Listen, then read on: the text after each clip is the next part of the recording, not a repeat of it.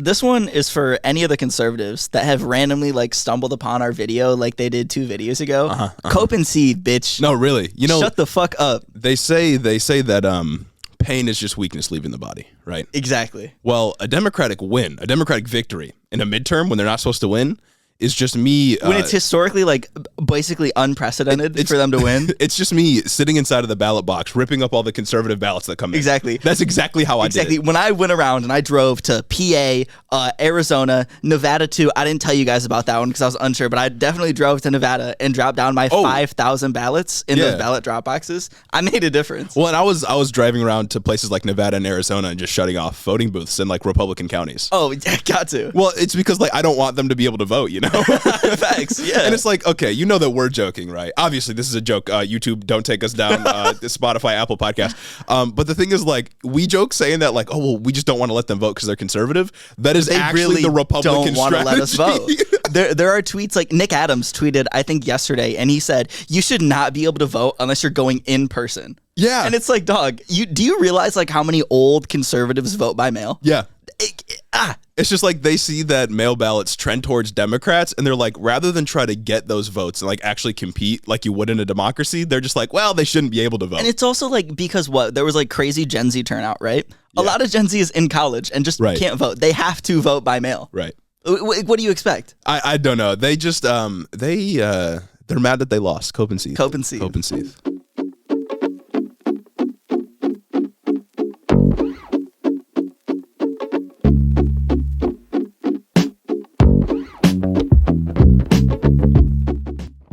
Welcome back to the show, everybody. Today, we have a very special episode. Very special L plus ratio, literal ratio, 50 to 49 as of recording this episode in the Senate.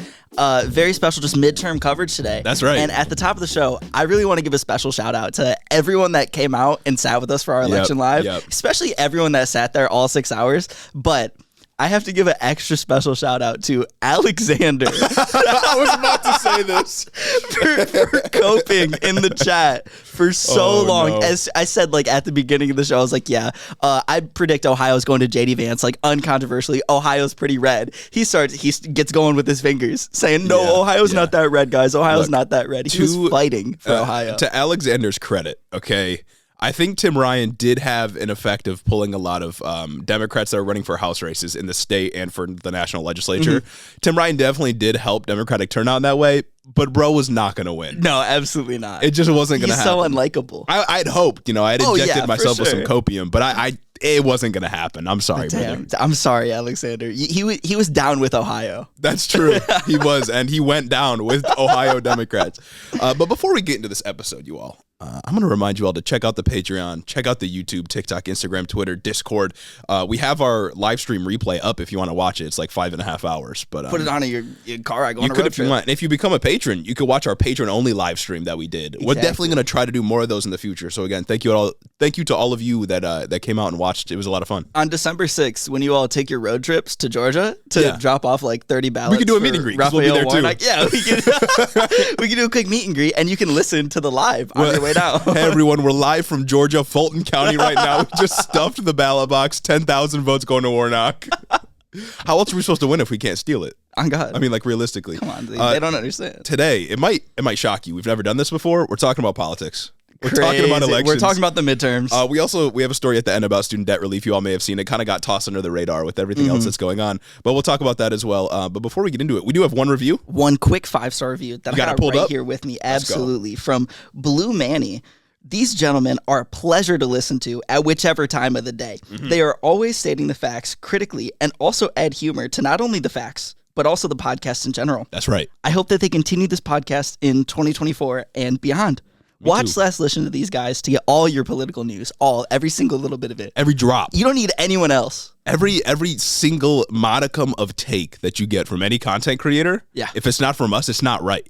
Exactly. Anyone that's not us is a Nazi. Anyone that's further than us is a Nazi. Anyone that's more towards the center to the right of us is a Nazi. Even if we are the golden mean. Even if their take is kind of right and came out before us, they copied it. They took it from me. They went into the future and took it from us, then came back just to undermine us. That's how big we are. Because we got it out the mud. That's right. We are the mud, if I'm being honest. All right, we got to talk about elections. So as you all know, Big election happened on Tuesday.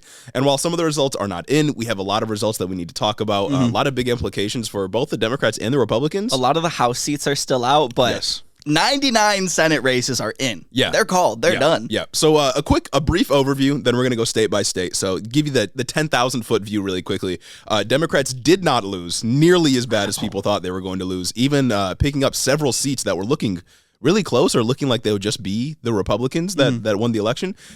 Notably, Democrats won key Senate races in Arizona, Pennsylvania, New Hampshire, Colorado, and most recently, Nevada got called. Wild. Nevada got last called for, night at Catherine midnight. Cortez Masto, yeah. Georgia is now going to a runoff because Raphael Warnock only got, I think, 49.4% of the vote, and you need 50% in Georgia to win, or otherwise you go to a runoff with the top two candidates. So Raphael Warnock is heading to a runoff set for December 6th with Herschel Walker, and we're praying that he does well. There's been a lot of people that are saying like, oh, we don't even need Herschel, or we don't even need Raphael Warnock in the Senate now because Democrats now have 50 seats, just like they did before. That's stupid. Do not say that. That's Fight dumb. as hard as you You're can dumb. for every piece of power that you can get. You're telling me you want Joe Manchin's vote to count more? Right, exactly. Nuts. Exactly. You say that you don't want one leniency in case like fucking Dianne Feinstein dies or some shit. In case, like you need that. in case Joe Manchin flips, Exactly. Kirsten Sinema flips, fuck off. As Gage already said, the House is still up in the air. Republicans are projected to win, but they're also projected to win the Senate and do much better, so who knows? They were also projected to win by 60 seats or some shit beforehand? Well, some people on like Fox News, I can't remember who this fucking guy is. One of the dudes. Jesse Waters? It might have been Jesse Waters. He was predicting that Republicans were going to take the House by 60 and they were going to get 55 seats in the Senate, which did not happen. Lindsey Graham said 54, and then it was really funny because he went on Jesse Waters, I think yesterday, and Jesse grilled him. He said, you said 54. What the fuck is going on with that, As if Lindsey Graham has any power at all to do anything. As if Lindsey Graham is his own human being. We probably have a further reach than Lindsey Graham. No, that's real. Lindsey Graham can't do shit. I know. And I was watching back some parts of our live stream, and when we were watching Fox News early in the night, I think even before Florida was called, Laura Ingraham was on there saying like, yeah, 54 seats in the Senate for Republicans still looks doable. Crazy. Cope and seethe. Absolute cope and seethe. But right now, the AP, as of recording this, which is Sunday, November 13th, by the way, so things might change by the time we get to Wednesday. Things will certainly change by the time we get to Wednesday. The AP, the Associated Press, they are reporting that 211 Republicans have won their House races and 203 Democrats have won their House races. So the margin here, whether it's Republicans take control or Democrats keep control of the House, is going to be very, very slim, just like it was before. You need what, 218? 218 to control. You need 218. And the AP, like during our live stream, AP was predicting that conservatives were going to take 218 exactly, right? Yeah, well, was that kind of how it was? We were looking at a couple different sources. AP is always very conservative with their estimates because they hold back and don't really make projections until they get hard numbers that people have actually won. But places like MSNBC and CNN were predicting like 220, 222 for Republicans, and they even went backwards sometimes, like 215. They were all over the place. We don't know is basically the answer right now. A lot of the seats that are still out are in places like California, which you may think leans towards the Democrats, which it does in some counties and some districts, but also a lot of districts in California are also very conservative. It's a big state. It's a really big state. Lots of different people, lots of different ideologies. So there's really no way for us to predict. I think it's funny that because like everyone's predicting the House is going to be so close that it could realistically come down to Lauren Boebert versus Adam Fish, or something. And she's been losing the whole time, except for I think yesterday she flipped ahead, or Friday she flipped ahead by like 1,000 votes. But it's going to go to a recall, and I hope she loses. No, it's definitely going to go to a recount. It's definitely going to go to a recount, and we should have been shouting from the rooftops before she took the lead. Stop the count. Oh, absolutely. Stop the count. Are you kidding me? Oh, you're gonna tell me that Adam was winning all the way for a couple days, and then all of a sudden at night, in the dead of night, in the dark times, it's called election day, not election month. At 4 a.m., she's gonna come around and start winning. I think they found some ballots. Yeah, that's right. Democrats also won very important governor races around the country in places like Kansas, Wisconsin, Minnesota, New York, Pennsylvania, and in Michigan. And Michigan won big. And we'll get to it later. In Michigan specifically, just a brief overview, Democrats took a trifecta in the legislature for the first time in almost 40 years, and Pennsylvania is poised to flip their state house towards the Democratic Party. Yeah. Which is insane. Like, if I was watching a clip earlier, I can't remember who it was, some dude on CNN, but he was basically saying that if there was a Democratic state that performed as well as Florida did for the Republicans, it's Michigan. Because the Michigan Democrats blew it out of the fucking water, and I don't know how they did it. It was crazy. I'll get to it when we get to Michigan. I have a hot take. Not a hot take, but a little under the radar take that I think is why Democrats won Michigan. This is real underground shit. Underground take. You're not going to get this from other California commentators, New York commentators. All in all, massive dub for the Democrats when conventional wisdom would have indicated that it was going to be a total wash for Democrats. Especially when people were thinking that Tudor Dixon had a chance. Yeah. She got blown out. Polls showed her ahead at the end. But that's absolutely not what happened. And we'll get to why this happened a little bit later on a national level. But I want to go state by state. And also, before we get into that, fuck polls. Oh, fuck polls. They're always wrong. Historically, they are mostly wrong. Today, they were egregiously wrong this week. Yeah. And Marjorie Taylor Greene had a banger tweet. She said something about like, oh, really? They're just winning now? But the polls were saying that they weren't. She sounds like Hillary supporters in 2016. Yeah, no, like, exactly. That's how crazy they're going. And it's like even our take, or I guess my take, I don't know if you repeated this, but even my take that it was like the polls are probably going to be off by some amount and they're probably skewed by Republicans, but it's going to be very close. Even that was wrong because Gretchen Whitmer won by 11%. And Tudor Dixon was ahead in the aggregate polling data. Wasn't a chance. And by the way, this isn't 538's fault because they just combine polling data that they find from other sources and they weigh them differently. Yeah, it's aggregate data. So 538, their predictions can only be as good as the aggregate data that goes into them. And if they're getting flooded with a bunch of conservative polls that are skewed towards the Republicans, then the data is going to reflect that and indicate that Republicans are trending upwards when apparently in a lot of states that just wasn't the case. So it's not their fault. It's the pollsters that are awful that are bought up by Republican firms. But keep that in mind for 2024 when we're freaking out about the same polls. And it's also the fact that like we're politics nerds, and I would still never fucking do a poll. Yeah, no. That's for like people who are in their 60s. Yeah, no, we're polling. we're gonna poll like our chat when we're on live stream. No, real. But we're not gonna act as though that's like representative of anything. Y'all don't know anything. I don't know anything. We're just out here. We're just out here enjoying. Anyway, starting off with Pennsylvania, probably the biggest or at least most notable Senate race that got decided pretty often or pretty soon early on. We're talking about the Fetterman, the FET, if you will. Despite people claiming that the one debate that he had with Dr. Oz sunk his campaign, Fetterman managed to beat the pea-drinking, puppy-killing, genocide-denying New Jersey resident Dr. Oz by a healthy margin of 5%. And it surprised me because even I thought that debate was going to be bad for Fetterman. Yeah. And to be fair, like the debate was bad for Fetterman, but we even talked about like I don't really know if the debate's going to do anything because like nerds watch it. Yeah, we're watching this, and we don't live in Pennsylvania. It doesn't matter. Is the electorate watching this? But what I thought the big thing was I thought the stroke was what was going to get him, especially with MSNBC railing on him. But I feel like this speaks to the strength of Fetterman as a candidate to say that he can have a fucking stroke. He can have auditory processing and he can't fucking speak properly right now as he's on his road to recovery. But yet Pennsylvania still wants him over Oz. One, because Oz is a dog shit candidate. Bad candidate. And two, because Fetterman is just good. Right. He appealed to crowds. He appealed to people that previous candidates don't. He appeals to people that politician type candidates do not appeal to. He performed better than Biden did. We've been talking about this literally for years, since we started this podcast. The very first episode, we talked about how Joe Biden isn't appealing. Democrats do not appeal to the 1/3 of the American electorate that don't vote. But people like Fetterman do. No matter how much Jesse Waters and Tucker Carlson and whatever Hannity want to get on Fox News and say, oh, him and his triple XL basketball shorts and his hoodies, what the fuck are they going to do? He's not a politician. How are you going to let him in the Senate? That's what people wear. That's what people be wearing. And it's like, this is the Fetterman result here. He won by 5%. It was about 51% to 46.6%. It is unambiguously an indication that left-wing economic populism works. Yeah. Even in a state like Pennsylvania, where there's a lot of rural, very red areas, Fetterman did better than Joe Biden in blue strongholds like Philadelphia, and he did better than Joe Biden in rural areas and red areas because he went there. And he tried. And he was at an absolute disadvantage because he had a stroke. He campaigned. For the last 6 months of the campaign, he couldn't really be out there. He couldn't really be spitting the message in the way that he would have wanted to. But the campaign did it, and they held together the coalition. He respected working class people in Pennsylvania. That's all you got to do. Yeah, and his campaign touched on social justice issues, of course. You know, he was an advocate for LGBTQ rights. He was an advocate for, protecting trans people, trans kids, that kind of thing. But he also focused on things like wages and deindustrialization and focusing on rebuilding the economy.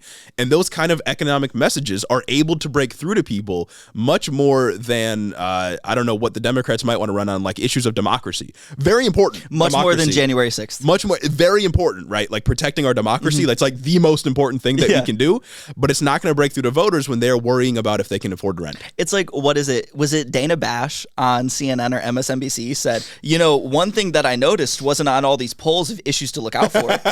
Democracy. It's the corniest thing. She said, why aren't people asking if you're worried about democracy? Oh! Oh my God. It's just, that's so corny. It's like, yeah, democracy really We've been spitting very important. We've been spitting for the year and a half that we've been doing this, how important democracy is and how we need to protect it. But it's not going to break through. You can't. It's so nebulous. As an average voter, you can't care about democracy when the democracy seems to never work for you anyway. Yeah. You know what I mean? Like, that's just not going to get through to people. And also, I do want to note, and this is going to be a theme with a lot of the races we talk about, candidate quality matters. Mm-hmm. I mean, we talk a lot about how Democrats are doing nationally, how the Republican Party is doing nationally, and one thing that maybe we often overlook, and a lot of other people often overlook, is that the quality of individual candidates breaks through. And people care about it. People did not like that Dr. Oz wasn't from Pennsylvania. That was one of the things they disliked most about him. He wasn't from Pennsylvania, and people didn't like it. It's like he didn't even attempt to run a relatable campaign. No. And it brings me back to the crudité video. Mm-hmm. Yeah, here I am in Weg Foods when he couldn't even remember the name of a fucking grocery store in Pennsylvania. And goes, yeah, I'm here making a crudité. What the fuck is a crudité?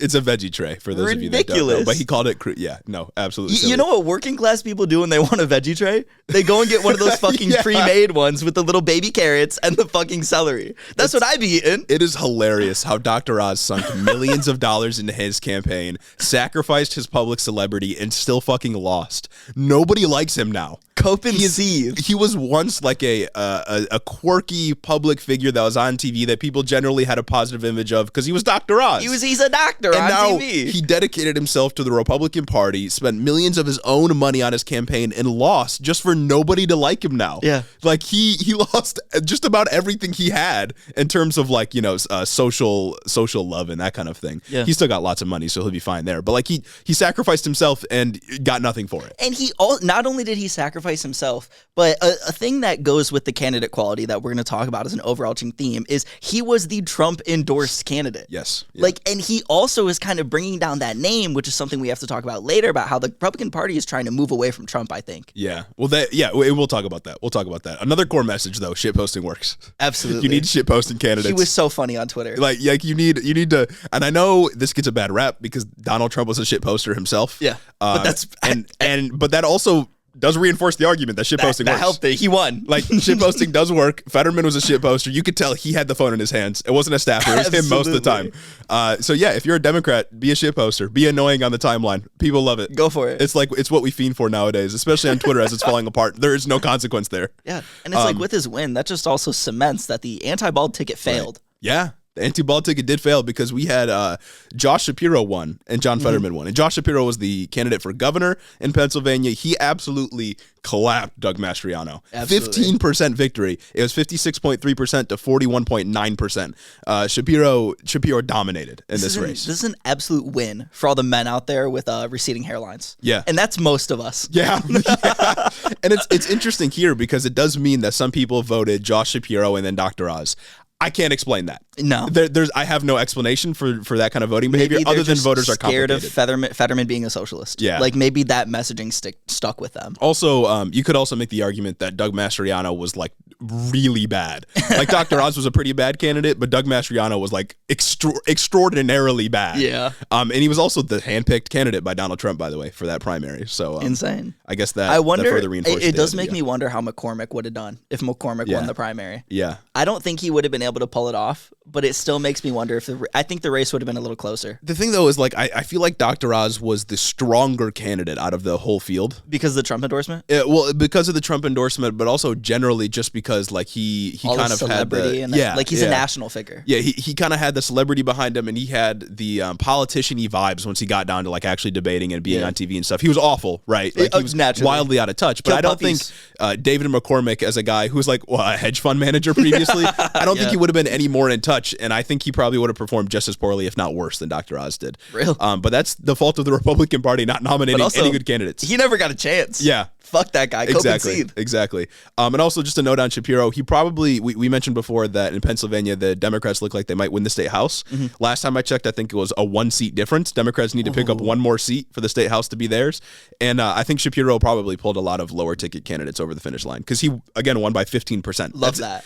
Like, to win by 15% in any state that is basically toss-up or a battleground state is ridiculous. Which is also insane because that's another common theme that we saw. We saw a lot of like big winners in the Democratic Party carrying a lot of lower ticket people. Mm-hmm. And we were supposed to see that for the conservatives. We only really saw it in Florida. Spoiler alert for Nevada, the Republican governor unseated the incumbent in Nevada, the Democratic incumbent, by 3%. Yet Cortez Masto still won. Yeah. And it's the quality of the candidate. The conservative candidate must have been dog shit for people to just not do it. Moving on to Georgia, though. Ooh. We're talking about Raphael Warnock first. So as we said before, Warnock, he didn't get enough votes to win the election outright. There's a third-party candidate that seemed to have siphoned votes off from somebody. It was a third-party libertarian. Yeah, a white guy. A white guy. I'm convinced that it's the anti-black ticket. Yeah, at least 1% of voters in Georgia that turned out in 2022 just did not want a black person representing them. Had to be them. That's the only reason you got 84,000 votes. Yeah. Wasn't that? That's crazy. 81, 80, somewhere in there, yeah. Warnock got 49.4% of the vote, and Walker got 48.5% of the vote, which is about a 35,000 vote difference right there, which is the libertarian candidate. He got about double those votes. So, yeah, I mean, I would assume that the libertarian candidate probably siphoned votes away from Herschel Walker. That's what I'd imagine. Since libertarians are a lot closer to Republicans than they are to Democrats. But also, because Brian Kemp won't be on the ballot on December 6th, it could be the case that people that turned out to vote for Brian Kemp and then for Herschel Walker won't be there because Brian Kemp is no longer on the ballot. That just so happened to vote for Herschel Walker because they're voting straight ticket. So that may help Warnock's case. And I'm hoping Warnock's able to pull the dub out on That'd be December excellent. 6th. This dude is cursed to run in runoffs. Yeah. Just both times. Well, that's crazy. And it's like Georgia's like notoriously bad for voter suppression. Yeah. Which impacts the people that are going to vote Democrat the most. Georgia's the state that passed the bill that says you can't hand out water to people waiting in line. Yeah. Because that's a problem. And the thing that sticks out to me for Georgia was that Herschel Walker was one of those nationwide candidates that everybody knew about was running in Georgia. But Georgia, because it was a red state before 2020, was one of those states that Republicans had to pick up if they wanted to have a good night. Georgia was one of the states where obviously it was very close. Nobody won because it's going to a runoff. They may still win it in the end. I hope not, but it's still a possibility. But Georgia was one of the states they needed to win in order to justify their existence as a party. Yeah. And they failed to do that. Because Georgia's they couldn't get it. The South. Exactly. Like, that is the South right there. And prior to 2020, prior to Joe Biden running for the presidency, they had it. I mean, it was solidly theirs. I can't remember any time in recent history where the Democrats won Georgia in a presidential election. But they were able to do it, and now Warnock was ahead of Herschel Walker and may win it again, and that's devastating for them. It's really bad for them. But for governor, the story was different. Stacey Abrams got clapped by Brian Kemp, about 8% margin. Brian Kemp had 53.4%, and Stacey Abrams had 45.8%.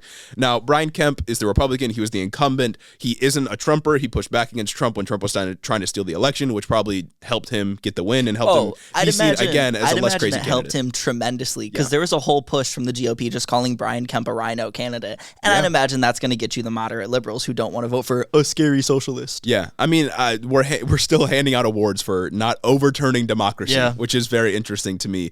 But yeah, Brian Kemp definitely benefited from, I think, two things. One, being the guy who pushed back against Trump in 2020. That made a lot of voters probably feel better about voting for him. And also, compared to other candidates nationwide running for, governor, whether it be Doug Mastriano or running for Senate like Blake Masters or, Dr. Oz, the other crazies, he was probably seen, compared to them, as a regular guy. Oh, absolutely. Which makes voters feel a lot more comfortable voting for him over Stacey Abrams, who they probably don't like very much because it's Stacey Abrams. Yeah. She's a black woman running for a position of power, and that probably... Especially as a progressive. Yeah, exactly.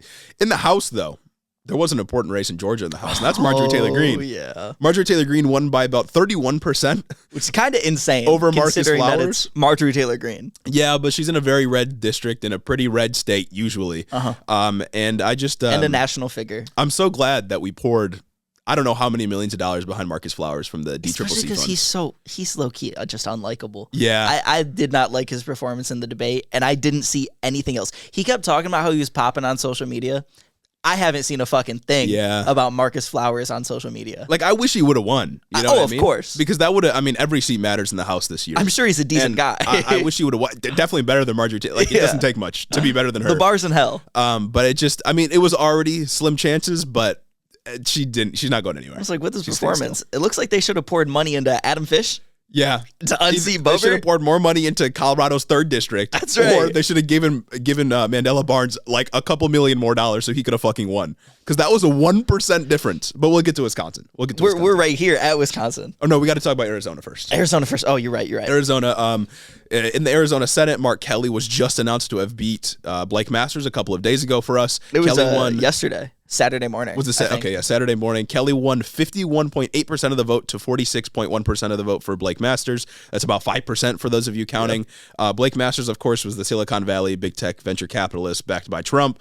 That low-key looks like a serial killer or school shooter. I just saw the picture of him with the gun that you were talking about on, I think, last week's pod. And it's the one where he's got the gun in the back seat and all the like fucking patches on his roof. That's unhinged. Yeah, there was also, I don't know if you saw this, it was retweeted by Hassan, but there was this ad that went out before the election. Yeah. Where it's no music, 2 minutes, 2.5 minutes of Blake Masters just like getting the gun from 007. And it's silenced. It's like the James Bond gun. Yeah. And he's just shooting it. And he's like, this is a really cool gun. And it's like school shooter vibes. It's weird. It's unhinged, dog. No music? That's wild. No music. You at least have to put the royalty-free like rock music back there. Because that's what made we covered this like a year ago. There was a Marjorie Taylor Greene ad. I think it's where she was talking about giving away that 50 caliber sniper. Yeah, okay. And that's got like the royalty-free rock music in the background. She blew up a car that said socialism on it. Like that's gas. That's cool. Yeah. But just no music, silent shooting a gun, like barely any words. That's wild. Bro pulls up in his car in the middle of a field, or I guess the desert for Arizona. Pulls up in the middle of the desert. It takes the gun out of the back seat and is just like, got this gun. Really happy about it. He's like doing ASMR with the bullets, putting them in, clinks it into the gun, and it's just like shooting in an open field. It was bizarre. It's like school shooter vibes. Nobody likes that. That's fucking nuts. So thank God this guy's not in the Senate. He's a public health risk. Speaking of school shooter vibes, I'm gonna spoil some Texas results a little bit because I know we don't have it in there. Obviously, we all know Greg Abbott won. Yep. Greg Abbott won in Uvalde. No. Yeah. That's crazy. By how much? A lot? I don't know. I just seen it earlier that Greg Abbott won in Uvalde. I couldn't believe it. I could not fucking believe it. Wow, that's interesting. I guess the gun rhetoric really didn't work on the side of the Democrats for Texas. That's sad. Anyway, Arizona governor. Votes are still being counted at the time of writing this, I believe. Katie Hobbs is ahead of Kari Lake, the neo-Nazi, by about 1.5% of the vote. Yeah. Thankfully, for the Secretary of State's race, Adrian Fontes beat Mark Fincham, who was the Proud Boys member. Let's go. For Arizona Secretary of State. And we all know that Fincham would have definitely tried to overturn the election. Kari Lake, if she wins, will try to overturn the election in Arizona. But things are looking good right now. We'll see. We don't have results. Arizona's still counting, but good news overall. Exactly. Good news overall. Shout out Arizona.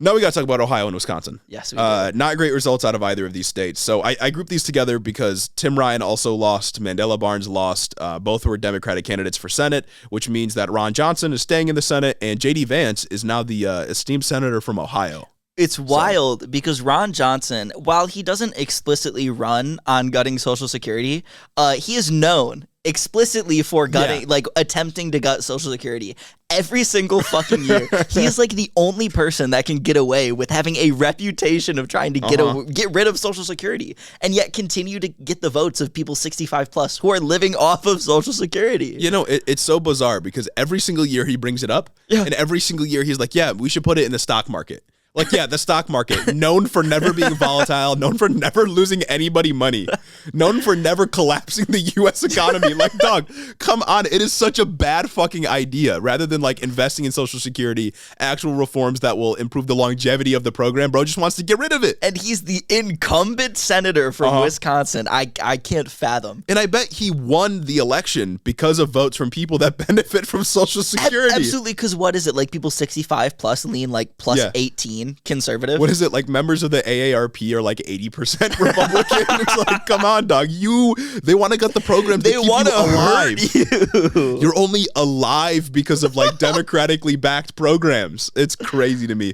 Anyways, again, I grouped these together. JD won by quite a bit. I think it was like 5% or something over Tim Ryan. So sorry, Alexander. Is not great. But Ron Johnson only won by 1%, as I mentioned before. This was a winnable seat. Absolutely. And it was a big fumble by the Democratic campaigning arm that they didn't put more funding behind Mandela Barnes because he was extremely electable.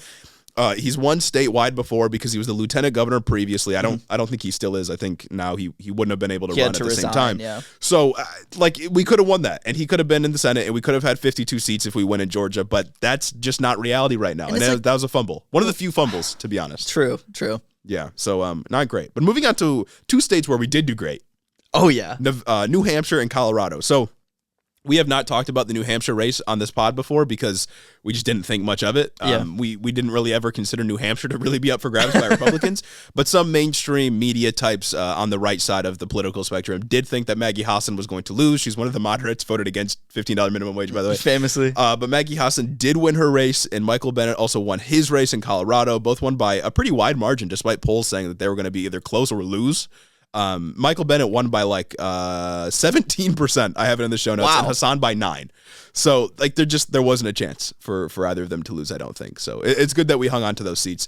And also in Colorado, Lauren Boebert is only about 1,200 votes ahead of Adam Frisk right now in Colorado's 3rd district, which is only about 0.4% of the total vote, which is with about like 99% of the vote in. So I'll be so fucking happy when she loses. There was like a day where it was only separated by like 60. Yeah. It was insane. Like it's an insanely close race, especially in a district that you would think would at least be like give her like 3% above him, especially because she's the incumbent. And she's a national figure. Yeah, she's a national figure. Doesn't she live in Rifle, Colorado? I don't know. Isn't that like the thing? Rifle, Colorado, and her restaurant shooters that got shut down. I was going to say she has a restaurant that's like violations. based on like shooting people, yeah. Even though her husband can't own a gun. Yeah. But yeah, Lauren Boebert is only ahead by about 1,000 votes, which is a very, very small margin for a House race. So we'll see what happens. It's likely going to a recount. But it's insane that it's even that close for her. Just a testament to how good Democrats are doing in this election, which was very unexpected. Moving on to Nevada, though. Last night. Shout out Nevada. Last night, we learned that Democrats took the Senate. They were able to hold on to the Senate because Catherine Cortez Masto was reelected in her Nevada race for the Senate, only holding on to her seat by about, like, what, less than 1%? Yeah. 0.07% right in here, which equates to about 6,000 votes, which is wild. Fucking nutty. Yeah. Fucking nutty. And notably about that, there was a spot on the Nevada ballot saying that, oh yeah, you can vote for governor, you can vote for these spots, but when you're voting for the Senate election, you can choose none of these candidates. Yeah. I do not want to cast a vote for these ballots. You can actively fill that in rather than leaving your ballot blank, just to prove your protest. just to say fuck you to these guys. And none of these candidates, that slot, received 1.2% of the vote, which was about 11,000. Yeah. And then there were, I believe, 3 other third-party candidates that ran in this race, and they each took, I think one of them took 5,000, one 6,000, and one almost 8,000 votes. Yeah. So this is an election that completely came down to spoilers. Yeah, no, it absolutely came down to spoilers. And like if they weren't in that race and there wasn't an option to say none of these candidates, like Catherine or Cortez Masto might have just like won outright. Yeah. Or if those votes would have went to the Republican, then the Republican wins outright. Adam Laxalt, I think it was his name. I did not know anything about like this race beforehand, but it just made me think that Adam had to be dog shit. Oh, he was bad. Adam had to be dog shit to not get carried by the governor. I think he was another Trump-picked candidate. I don't know much about him because we didn't talk a ton about the Nevada race. Yeah. But yeah, he was another Trump-picked candidate who had some insane views. You know, January 6th, the election was stolen, all that kind of stuff. So cool. I mean, he was just another basic Republican. That's insane. It feels so good to see them just get absolutely packed up. You know, I'm a real American because I love watching Nazis lose. Oh, I'm a red-blooded American. That's right. I love freedom. I bleed red, white, and blue when we get these results in. No, it's like what's the thing Joe Biden always says? Like, you can't only like America when you win. Yeah, I only like America. Yeah, no, I'm loving things right now. I love it. I'm an American when we win, brother. Until like 2 weeks from now, when it turns out we end up winning the House, and I realize only neoliberal reforms are going to get pushed through, but things are trending upward. Oh yeah, progressives won big. I'll go back to being angry, but like if Republicans would have won in the Senate and the House, I'd be an enemy of the state. Yeah. I'd be labeled an enemy of the state. You know what I'm saying? I'd be redacted. I'm an enemy of the people. I'd be saying redacted things from the pod. Yeah, to borrow a quote from Sally Luther, I'd be an enemy of the people. We got to talk about Michigan, though. Michigan won absolutely huge. Michigan came through. 3 women won like the most powerful seats in the state. By the way. Re-elected women won. We got a majority leader in the Michigan Senate, a woman, for the first time, I think, right? I didn't see anything. Or for the first time in a while, the Secretary of State, Jocelyn Benson. She's a woman, and obviously Gretchen Whitmer. Yeah. We all know her. Big Gretch. Big Gretch. Shout out Big Gretch. You know, they won absolutely huge. I mean, this bonkers. Is like, I cannot understate how big of a win this is because Gretchen Whitmer again won by 11%. Absolutely crushed the police brutality enjoyer Tudor Dixon. Ooh. Absolutely dominated her. She got 500,000 more votes than Tudor Dixon did, with 54.5% of the vote to Tudor Dixon's 43.9%. You know, fuck being an American. I'm a Michigander. I bleed the Great Lakes. Like, I really can't understand how big of a win this is, because typically when there's a Democratic president in charge, right, you already expect things to be bad for his party in the midterms, right? But in Michigan, in our home state of Michigan, Gretchen Whitmer, Democratic governor, already received a lot of criticism for her COVID Nationally hated, nationally targeted since day one by the Republican Party. She's up for re-election along with her Democratic pals as Secretary of State and Attorney General, and a lot of Democrats in their Senate, in the Michigan Senate, were up for re-election as well. You would expect things to go disastrously when the economy is in bad shape and the political environment is generally bad. But Democrats won. Didn't only hold on to what they had. They fucking expanded their victory, took a trifecta. That is enormous. They eviscerated the Michigan GOP. And I love power. I care about power, and that's what we got now, baby. That's what I love it. And did you see on the Michigan GOP's Twitter and Tudor Dixon's Twitter? No, I didn't. Michigan GOP, like, as soon as they lost the next day, they dropped a memo, basically talking about they dropped a manifesto.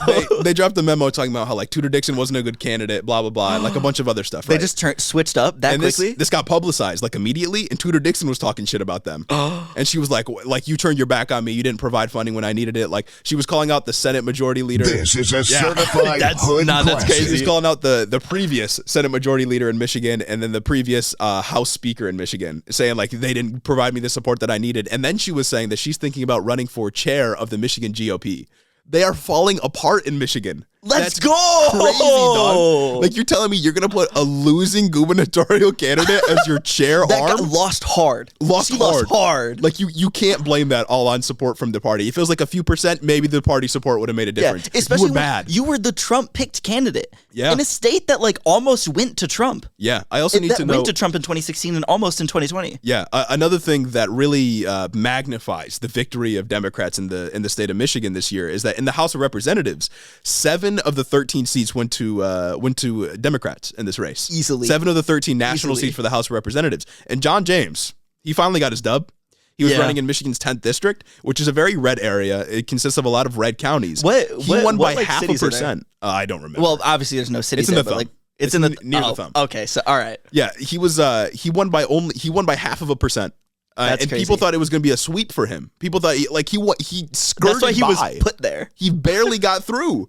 Like, he almost lost another race. No, I can't understate how fucking funny it would have been if he would have lost again. It would have been his fault. My tip would have been sticky. Like, that's crazy. That's fucking insane, dude. No, and I had heard I'd heard rumors on Twitter that one of the first things that the Michigan Democrats are going to focus on, like with their new majority, with their new fucking trifecta, they can do whatever they want, is ending right to work. Nice. And if you don't know about right to work, we have an episode about it where we go through all of the reasons why right to work is bad. It's like a 20-minute segment that we go through. Yeah. It's a good one. It's a banger. I'd recommend you check that out. Definitely go check that out if you don't know about that. But like, and I'm not trying to sound too lib here, like supporting the Democrats ambiguously, but like in the state of Michigan, it's enormous. Like, it's an enormous victory. Ending right to work is something that liberals are cool with. Yeah. And that's something that I'm very cool with, that I like a lot, because it bolsters unions. It makes unions a lot better. Yeah. And it's like in states like Michigan that had a big turnout and a big victory for the Democratic candidate for governor, and other states that have Democratic governors now,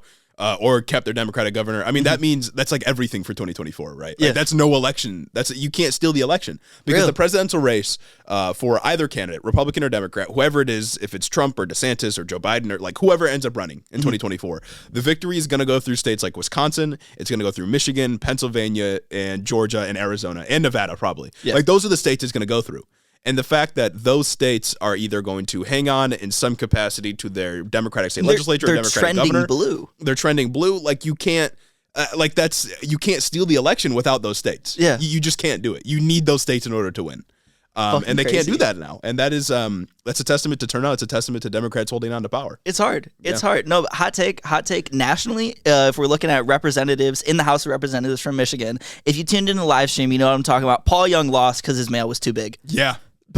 Paul Young absolutely lost because he was sending me mail that was the side of my torso. I mean, and it's fucking annoying. Otherwise, I would have voted for him. I love conservatives. Yeah. I love the GOP. It's just, it shows that you're not disciplined, Exactly. Dan Kildee sent small mail, and for that, I respect him for. Yeah, Dan Kildee won. Alyssa Slotkin won in a close race. It was Alyssa Slotkin's all right though. Do you remember when we talked about Peter Meyer in Michigan's 3rd district? Yes. He lost because the DCCC funded the more right-wing candidate in the primary. Yeah. That guy lost. It worked out? That guy lost. Let's go. Which which is good news in general for like democracy and holding on to the House of Representatives if we're able to do that and stuff like that. But also bad because now the DCCC is gonna do it again. Because that shit could have backfired, and it very well might backfire. And next time they do it, it might backfire. Especially in a presidential year, if Trump somehow gets the nomination, that shit could backfire. And it's like that was it was a gamble, and it paid off this time.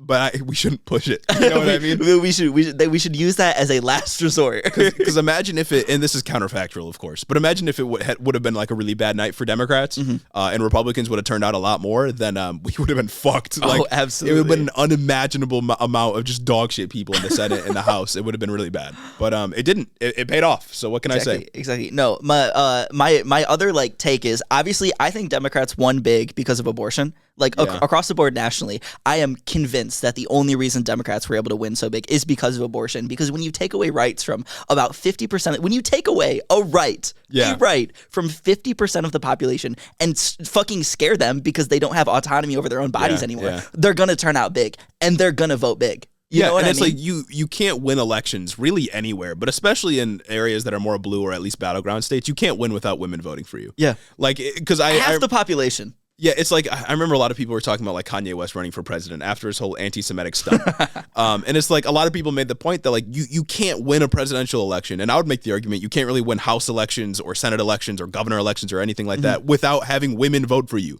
You can't just rely on men voting. Like it statistically, mathematically, it doesn't work out. Especially because women can vote now. And if you're taking away rights from people that, you know, have the capacity to get pregnant, you're bound to lose. And half the population. Exactly. Like that's the big thing, is you're taking away a right from half of the fucking population. A right that 70% of them love. Like that they all are in support of. Most of the country is in support of. But if we're zooming back in on Michigan, I think a big reason why like Jocelyn Benson and the Michigan legislature was kicked out and we have a blue legislature is because of unemployment.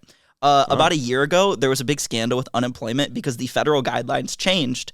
And so the state tried to take back all of the unemployment they gave out to people who like had weird like niche things changed with the requirements. Right, like a minor discrepancy. A minor discrepancy. For unemployment that they previously qualified for, that they applied for legally. Also, it's not illegal to apply for unemployment even if you know you're not going to qualify. It's only illegal to fraudulently misrepresent yourself. Right, exactly. To people that did not misrepresent themselves, just their situation changed ex post facto because the qualifications changed. Michigan tried to take back all of the money, and Jocelyn Benson was the one who went in and forgave all that debt. Yeah, no, that's goated. I think that's a huge reason why the Michigan Democrats won. Right. Like, I think that and abortion is what carried them to the line because that affected millions of fucking people who got unemployment. Yeah, we're about to talk about ballot measures and abortion in a minute here, but that is absolutely one of the reasons that Democrats turned out in droves in a place like Michigan. Yeah. And why young people especially turned out big in Michigan is because abortion was on the ballot. For sure. And while that doesn't necessarily account for every single vote that was cast, because again, Tudor Dixon was a really bad candidate, that definitely played into people not wanting to vote for her.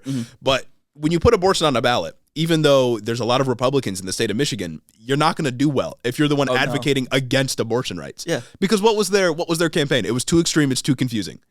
That was how they advocated against it. They tried, and this is honestly the only thing they ran out of literacy. The only thing that they could do here was say it's too confusing, it's too extreme. Because if they were to come out and say absolutely not, we shouldn't vote for this because abortion is murder, that would have lost everybody immediately. You would have lost like 70% of the population's attention. You can't come out and do that. The smartest move for them was to say like it's too extreme, it's too confusing. But even that didn't work because it wasn't either of those things. Yeah. And people read it and they knew it wasn't, and they also support abortion rights generally. And it's also, even back to unemployment, the national rhetoric surrounding pandemic unemployment insurance, which is what the big drama was surrounding, was that, oh, you're just fucking lazy if you're on pandemic unemployment insurance. You need to get off. That was the Republican rhetoric when people were getting tens of thousands of dollars to survive. Yeah. And then the Michigan GOP during a pandemic. And the state wants to take that all back. Yeah. And you see that the Democratic Secretary of State is the one that's fighting for you so that you can continue to put food on the table, so that you aren't having tens of thousands of dollars taken out of your pocket, so that you aren't going into debt. They're going to vote for the Democrats because they're actually helping people in this instance. Gretchen Whitmer,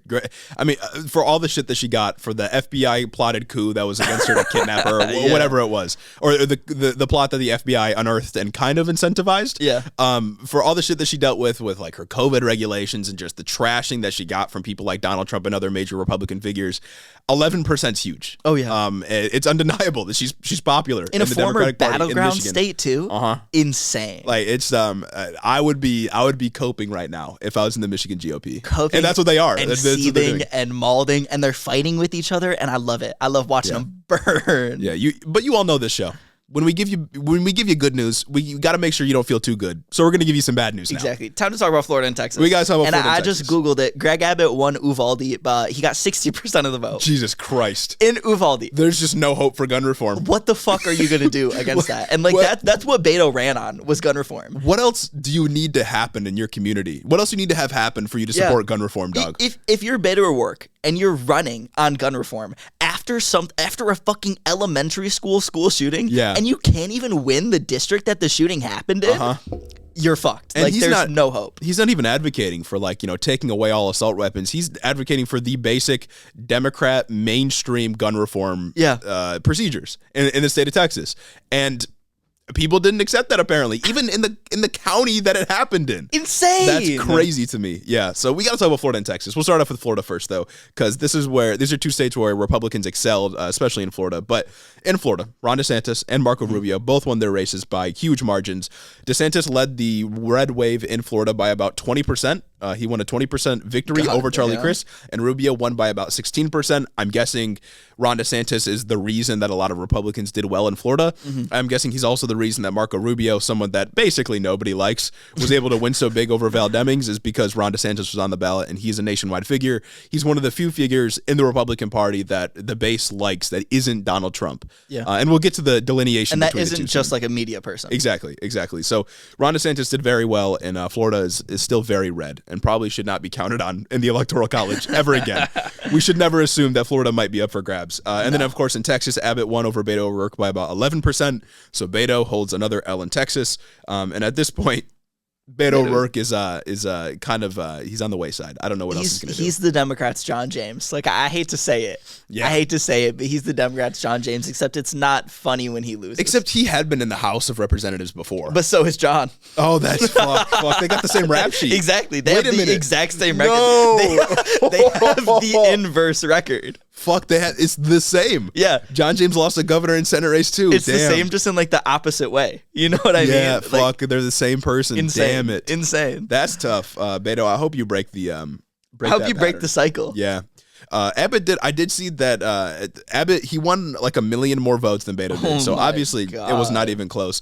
But Beto did win in a lot of counties along the border, which I thought was pretty interesting, especially with all the just the fear mongering, especially with all the fentanyl coming across the border. Yeah, the fear mongering that Republicans do against people like Beto O'Rourke for them being like soft on crime at the border or like soft on illegal immigration or whatever it is. I thought it was weird to see kind of like a strip of blue along the border. That is in weird. The counties, but that's really weird. Maybe it's just because the population there is less white than in other places in Texas, so perhaps that just kind of leans Democrat in general. But I don't know. I thought it was something to pay attention to. But Democrats at Texas did not look up for grabs either. Exactly, and then leading into the next section, I guess it's all those illegal immigrants that are voting in elections. Oh my God! To get to an Ohio ballot measure, Ohio put a fucking ballot measure on their ballot saying, vote yes if you think that illegal immigrants shouldn't be able to vote. If you think someone who's not a U.S. citizen should be able to vote. Yeah.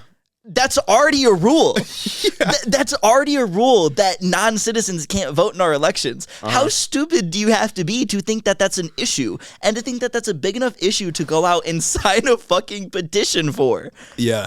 The only thing I can think that would be in reaction to is that New York City at one point announced that people that aren't documented citizens would be able to vote in their local elections because people in New York or like undocumented immigrants in New York have lived there for years and years and years, don't have full citizenship status, but still are at the will of people that make policies in the districts that they live in. They can't vote for like U.S. House or anything like that. It's just local things that they can vote for. So those people all received some amount of suffrage from the from their which is dope. That's dope. I don't think it was even state legislature. I think it was just like a county thing that they were doing. Like you can vote for your mayor. Yeah. You can vote for your alderman. Yeah, but it's like in Ohio. Maybe if you want to see who takes meeting minutes. It's like nobody in Ohio that isn't a U.S. citizen is voting. Like there's nothing. Literally. I don't know what that was about. It's redundant. Got to be racially motivated. It's 100% racially motivated. It's Ohio motivated. That's crazy. I'm sorry, Alexander. Only good thing to come out of Ohio is LeBron. Sorry. There's been nothing else good out of Ohio, and I'm not going to redact my statement. But we got to talk about the big ballot measures. Oh, yeah. And that's an abortion is the big one. So in Michigan, California, and Vermont, they all enshrined abortion rights into their state constitution, and Kentucky and Montana voted down proposals that would have restricted abortion rights and or prosecuted doctors for administering abortions. Essentially, abortion won everywhere where it was on the ballot. Yes. There was not a single place in the country where abortion lost. But in Kentucky specifically, yeah, the proposal said it was one of the confusing ones where like yes and no were kind of flipped in a way. Basically, the proposal was saying that vote yes if there is no state constitutional right to an abortion, right? Yeah. Because the issue in Kentucky was that some people were saying that the Constitution has some kind of privacy provision that allows abortion to be protected under certain statutes, and the ballot proposal was saying vote yes if you don't think that's the case, right? Yeah. That got voted down, which is a win for abortion rights, and then the Kentucky Attorney General came out and said that doesn't matter. The court should say anyway that there is no provision in the Constitution that protects abortion rights. He said the court should interpret the Constitution as it was originally meant. To say this, and it's like you're telling them what to do. Isn't this coaching? It's like no coaching. All this talk about how states should decide what happens with abortion rights apparently meant nothing. It didn't mean that the people get to decide. No, because the states should decide, not the people of the states. All this talk about states' rights a state's right to choose. It was all about not people deciding, not the people of the state getting to make the political decision, but the people, the Republicans that run the state, being able to decide for everybody else. That's all it was. Yeah. Which is really stupid. Really stupid. Not good. Do not fuck with it. No. Not at all. Moving on to Nebraska, though. Nebraska voted to increase their minimum wage to $15 an hour, and Nevada raised their minimum wage only to $12. Oh, well. But still a dub, still an increase in pay, and we like to see that. Because isn't Nebraska pretty red anyway? I don't know. I know nothing about Nebraska. I'm talking out of my ass right now. Flyover state. I'm just They assuming. do the weird thing for the Electoral College. Oh, they split it? Yeah, they split their votes in the Electoral College based on how your House district votes, I think. Oh. Yeah. And I think there's 4 electoral votes up there, and they split it. It's kind of weird. But in Missouri and Maryland, they both voted to legalize marijuana. We had a dance on that on the stream. We had a dance about that. That was a good time. Oh, thanks. In North and South Dakota, they voted no to marijuana legalization. So that's not great. Yeah, that's kind of an 2 dubs, 2 L's. And then, of course, in Ohio, as we mentioned, they said that only citizens can vote. Arizona had some ballot measures. Did you want to talk about those? Yeah, Arizona had some ballot measures that I think were really interesting, right? So the first one was, quote, to limit ballot measures to only one subject stated in the title, which I think is, like, weird. One, because, like, the point of a ballot measure is the most direct democracy that we have. It is the only form of direct democracy that we have in the country, because we live in a republic, not a democracy. Right? The only 2 ways to make a law in your state are to, 1, have the state legislature do the stupid corny shit to do everything, or to have citizens just say, I want this to be a law, which is great, right? Yeah. And in a lot of states, by the way, you can either have like a petition to change your state constitution, which is very powerful. An amendment is always going to supersede what the legislature can do. Or in some states, I don't know if this is the case in all of them, in some states, for lower requirements, like lower signature requirements, you can have put up like a some kind of referendum to force the legislature to consider it. Dope. Which is cool, but if you have a legislature that like hates voting rights or hates abortion rights, then it's not going to do much. You have to go with the other one. But anyway, direct democracy, yeah. Exactly. It's direct democracy. So any ballot measure to restrict a ballot measure is just restricting your democracy. Yeah. It's restricting how much democracy you have in your state. And that's pretty much essentially what these 2 ballot measures are doing. The first one that I just said, limit ballot measures to only one subject stated in the title, got approved. And it basically says if any provision in the text of the ballot measure isn't included in the title, it's considered void. It's like, who determines that? Yeah, it's kind of corny. Like, it's kind of stupid because you think it's not a big deal. But then I look at Proposal 3 in Michigan. Yeah. It was only 2 paragraphs, not too long, not too confusing, like the GOP said it was. And it protected a lot of things. What are you going to say? Oh, the title of this ballot measure is, Michigan right to reproductive freedom. We are enshrining abortion. Like, you're just going to have really long titles now. If you can have long titles. It's either you're going to have super long titles or super vague titles that attempt to cover everything that's in the the ballot referendum. Yeah. Because if it's like, if we apply this to the abortion one for Prop 3 in Michigan, then your title would have to be either very complicated or super duper vague. Yeah. Because reproductive health is a lot of things, right? They talked about sterilization. They talked about like fertility treatment. They talked about abortion and a bunch of other stuff, contraception, everything else. Like you're artificially limiting a ballot measure for no reason, for no reason at all. And my question is like, is this a problem?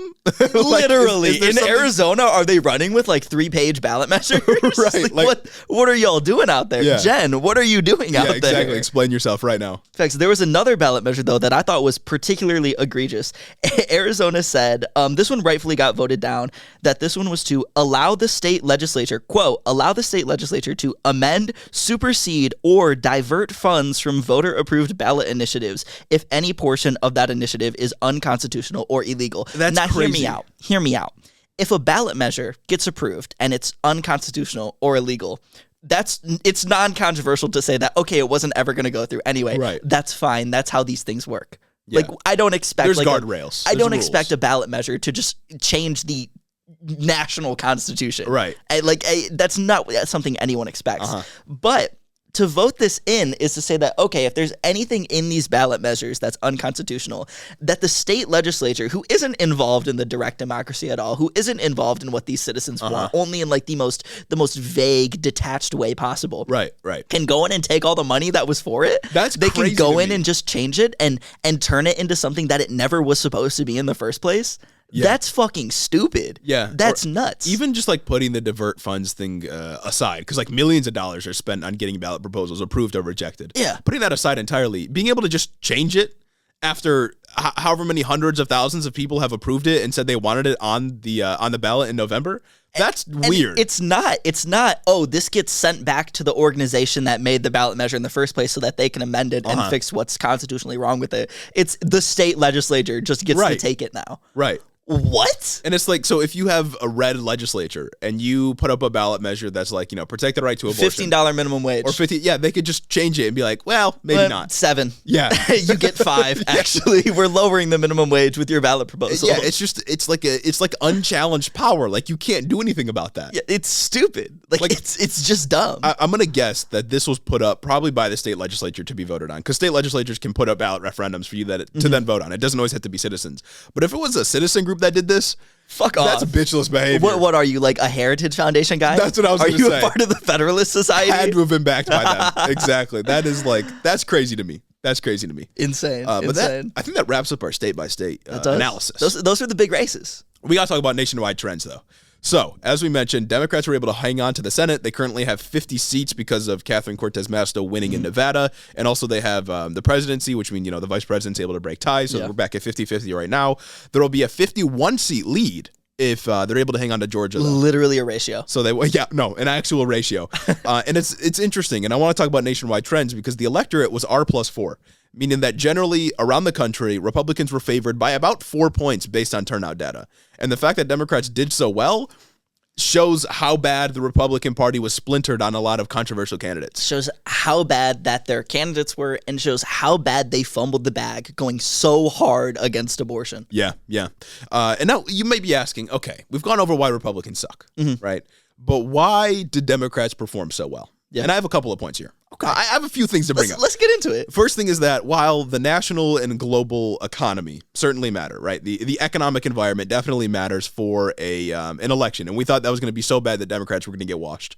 A lot of Democrats, I think, were able to atomize themselves in such a way that it became a candidate-to-candidate comparison, like John Fetterman versus Dr. Oz, rather than a generic Democrat that is backed by Joe Biden versus Dr. Oz. Yeah. Because if they had allowed Joe Biden to come in and functionally be the placeholder for that Democrat, regardless of who the candidate is, it would have been a lot worse because Joe Biden has a dog shit approval rating. I think that's somewhat like what we saw too, because traditional like Democrats that were running, like Mark Kelly and I keep forgetting her name in Nevada just because I didn't Catherine Cortez Masto, they're just traditional Democrats.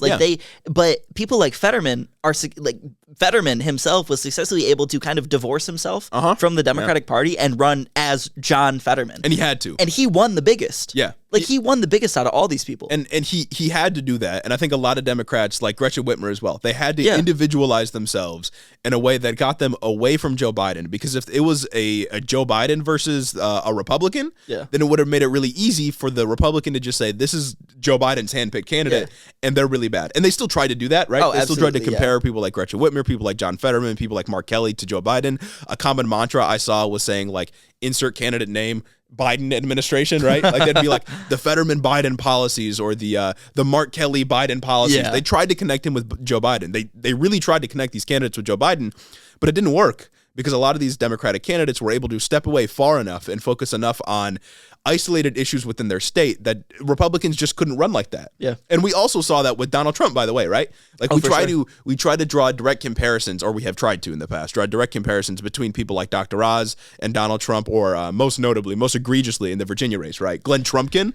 And that does not work. Oh, yeah, and we see it because we moved away from that now, and we fucking won. We narrowly run in a lot of states where these Democrats were very Democrat, like Mark Kelly. He won by, what, 2 points? Yeah. Well, no, I think it was like 5%. Mark Kelly did win pretty big? Yeah. I expected that anyway. The governor's race is closer, but yeah. Cortez Masto. Cortez won by less than 1%. There were a couple other races. Ron Johnson barely won by 8% with Mandela Barnes. Like, these were close races. And it's because we didn't run on, we're not Trump. Exactly. We actually ran on policy. We didn't run on Dr. Oz is literally Donald Trump, or Ron Johnson is literally Donald Trump. We ran on, again, policies and individualizing the candidates. And the Republican candidates often tried to do they're literally Joe Biden. Yeah. And we've learned that you can't just call someone Joe Biden, or you can't just call someone Donald Trump and expect to win. It doesn't work like that. Both of them are pretty awful. Yeah. Very low approval ratings. But you can't just run a campaign like that. You can't need expect to be yourself. Win. Exactly. Also, as we mentioned before, candidate quality obviously matters. And in states like Pennsylvania, Georgia, Arizona, Michigan, and I guess now Nevada, we saw that play out. You can't just run the most insane person you find. Yeah. It doesn't work like that. And also, again, as Gage mentioned before, abortion was a huge issue. I think probably one of the biggest. I haven't seen exit poll data on that, and exit polls are often unreliable, so don't necessarily has to be. on like them. There's no way you can convince me that abortion is not what won Democrats this race. Yeah. Yeah. Like, there's no way. Abortion you could show me data that is counter to that, and I will not believe you. When it's like, did you see, Nick Fuentes, right? Of course. Yeah. And did you see his clip saying, like, everyone likes, or like a lot of people like abortion, it's popular? Yeah. He was functionally saying on his show, and he's a Nazi, by the way. He's literally a Nazi. Like he's like not even mask off. Like, there's no mask to hide his Nazism. Yeah, I think he's proud about being a Nazi. Yeah, but anyway. He was functionally saying, like, abortion is popular. We know abortion is popular in the United States. It's because it's a godless country and we need a dictatorship. That was basically his argument. Like, he was saying that, like, abortion is popular. And in that regard, he's right. Abortion is popular. Super and that's because popular, people like having freedom, people like having control over their own bodies, and that's evident in the polls. Can't take away rights from 50% of the population and expect them to not be angry about it. And my last point here is young voters. Young voters turned out almost as big as they did in 2018. Which is crazy for a midterm year. Yeah, and 2018 was also a midterm year. I think it was around 30%. Oh, my bad. I thought you meant 2020. I think it was about 30% turnout in 2018, and there was about 27% this time around, which is really bad, by the way, because it's only a quarter or a third of actual youth voters that could turn out, but they still did turn out pretty big. People in our age bracket, which is like, I think people usually say like 18 to 29 or 18 to 27, something like that. But yeah, I mean, youth voters played a big role. I want to see more young people vote. I think it's really important, but I guess, whatever. I guess good enough, right? Good enough. And I think it helped, especially in states like Michigan, where young people were turning out and voting very strongly in favor of the Democrats. That's right. I voted hard. Yeah. I voted hard. I took my sticker and I was proud. Now, of course, Democrats needed 52 votes in the Senate in order to break the filibuster and pass protections for abortion, gay marriage, contraception, other things that are at the front of the mind right now, and they were not able to do that because we lost Wisconsin and Ohio. We needed one of those. We couldn't get either of those. That's upsetting. And of course, in a state like Florida as well, we could have won that one, but that wasn't going to happen. So we didn't get 52. We can't break the filibuster unless we get one of them, Joe Manchin or Kyrsten Sinema, to change their mind, along with getting Warnock elected. So we'll see if that actually happens. Or unless somebody fucking dies. Yeah. And then there's a special, you know how that goes. But we do got to talk about one thing we haven't talked about yet. That's Donald Trump. Big Daddy. We got to talk about the Orange Man, because there's a lot of talk about how Donald Trump fumbled the election for Republicans. Orange Man good for me right now. Yeah. There's a lot of talk about how Trump fumbled the election for the Republican Party. Republicans are upset about it. And a lot of Republicans, the media types at least, the establishment types, want to move away from Donald Trump now. I thought that it's crazy. Which, by the way, predicted this, by the way. What can I say? Predicted this on the show. And I also want to mention, before we even get into this, we directly predicted that Donald Trump was going to say, if I win, it's because of me. If they lose, it's because of them. We called it. Like the special announcement in 2 days? Is that on Tuesday, November 15th? that he's doing like his that. special Yeah, announcement. yeah. I'm so sad that comes out before the show airs. I know. We'll talk about it next week, but I'm so excited for that. I'm so excited to see what he has to say about the midterms. He's gonna play the victim. He's gonna talk about Ron DeSantimonium for sure. Yep. Because he's already been turning on Ron DeSantis. Yeah. And I thought, we noticed on election night as we were watching the COVID, Daily Wire guys are splitting from Donald Trump. Yeah. All the Daily Wire guys started to talk shit about how maybe Fox he's News not too. the best for the party. And that's the crazy one. Fox News is splitting from him. And I think you're going to see a fraction between Daily Wire, Fox News. There's already been the corny Heritage Foundation guys, but nobody cares about them. And your Steven Crowder types and your Newsmax, Alex Jones, OAN.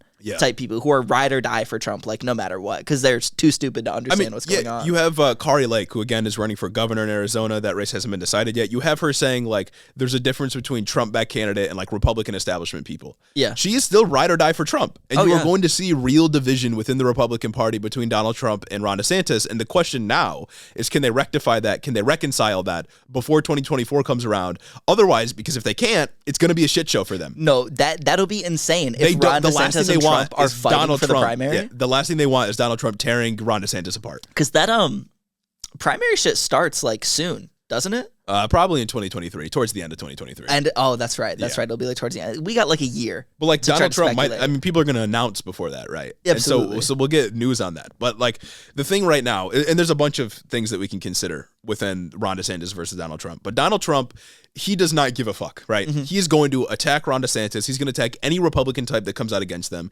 because he is the guy that energized the Republican base. Yeah. And he still has the Republican base energized. And the question is, can Ron DeSantis do the same? And can he pull them away from Donald Trump? And I don't know the answer to that. And I think it's no. If you asked me 4 weeks ago or 2 weeks ago, even, I've said on this pod that I think Trump takes it no matter what against DeSantis. But as we move further and further through this, as we move through the midterms, I think DeSantis' chance keep growing, but I still don't think he can do it. Yeah. And I think if DeSantis did win a party nomination, I think the Democrats would win. Yeah. Just win the presidency no matter what. Because I don't think Trump, the big thing about Trump was he galvanized so many people who didn't vote before to go vote. Trump drove historic voter turnout. Yeah. I don't think Ron DeSantis can do that without Trump's backing and without backing from media figures like Steven Crowder. He has a huge fucking audience. He drove historic voter turnout for the Republicans. Exactly. Yeah. Exactly. While depressing Democratic turnout. Yeah. Love that. Yeah. Because people thought there's no way he wins. Exactly. There's no way this guy wins. Hillary's got it in the bag. And let me explain. I'll explain real quick why Ron DeSantis is even being considered, right? Yeah. So Ron DeSantis, he wins big by about 20% in Florida, right? That's already good signs for a potential presidential candidate. He's very clear and concise and efficient with his messaging. And right now, a lot of media type Republicans see that Republicans got fucking washed in 2022. Yeah. It was supposed to be big wins. Again, people were projecting a 60 seat lead in the House, a 5-seat, 6-seat lead in the Senate. They didn't get either of those things. They won't get either of those things. Insane. Literally cannot get those things. And they're afraid right now. So they want somebody that's going to be strong for 2024, that can lead the party in taking back some amount of power, or possibly get a trifecta in the national legislature and in the presidency. And they think that DeSantis, because he's a lot more disciplined than Donald Trump, and he won big in Florida, could be that guy. And because DeSantis believes all the same things as Donald Trump, it isn't seen by them as much of a departure from what Trump was as a candidate. Ron DeSantis is just able to dress it up more in intelligentsia while being disciplined and being able to stay on message a lot more than Donald Trump was able to. Oh, yeah. They see him as a viable alternative to Donald Trump, but it's unclear if Trump is ever going to let that happen. And I would bet that Trump won't just roll over and give it to him. Trump absolutely won't roll over and give it to him. And I think it showcases the split between obviously the people on Fox News are the fucking elites that they talk about. Yeah. They make millions of dollars to talk about the fucking news every day. My dream. It would be easier. Okay, look. I'm trying to get like that. It would be easy for us to switch up and do the grift. So just know you all should be grateful for us. They are like the bi-coastal elites they shit on all the fucking time. Jesse Waters, Tucker Carlson, the heir to a billionaire fortune, heir to the Swanson TV dinner fortune. Yeah. Right? They are not working class Americans like you and me, unironically. You know what I mean? And I think it just goes to show how detached they are from the actual Republican electorate, who still is just infatuated with Trump. Yeah, absolutely. And it's this is a very delicate situation for the Republicans, and they're going to have to somehow thread this needle between the division within the party and externally between Ron DeSantis supporters and Donald Trump supporters. Because my guess is that most of the base is going to vote for Donald Trump over Ron DeSantis. For sure. But right now, the establishment is making the calculation that Donald Trump is still an unknown quantity. Mm-hmm. He's very unstable. He's losing us elections, at least in their view. They think he's losing us elections because Dr. Oz lost, Blake Masters lost, other, Tudor Dixon, other crazy Republicans handpicked by Trump lost their elections. So they're making the calculation that unless we shift away from Donald Trump, we're going to keep losing elections. Yeah. But how do you pull your base away from Donald Trump? How do you even pull the establishment away from Donald Trump when half of them still support him unambiguously without being deterred by anybody, even if they like Ron DeSantis? It's like the bigwigs in the Republican Party never wanted Trump to win anyway. Yeah. McConnell did not want Trump to win. They're just all grifters, and they just all went along with it. And then we talked about this a couple weeks ago. You see the newer people in the Republican Party. You see your Marjorie Taylor Greenes, your Lauren Boeberts, your, what's his name? Went to Auschwitz for fun. Madison Cawthorn. Madison Cawthorn. You see them coming out, and they're a ride and die for Trump because they're younger. And that's like Madison Cawthorn being the youngest member of Congress. That's all he fucking knew was Trump. Yeah.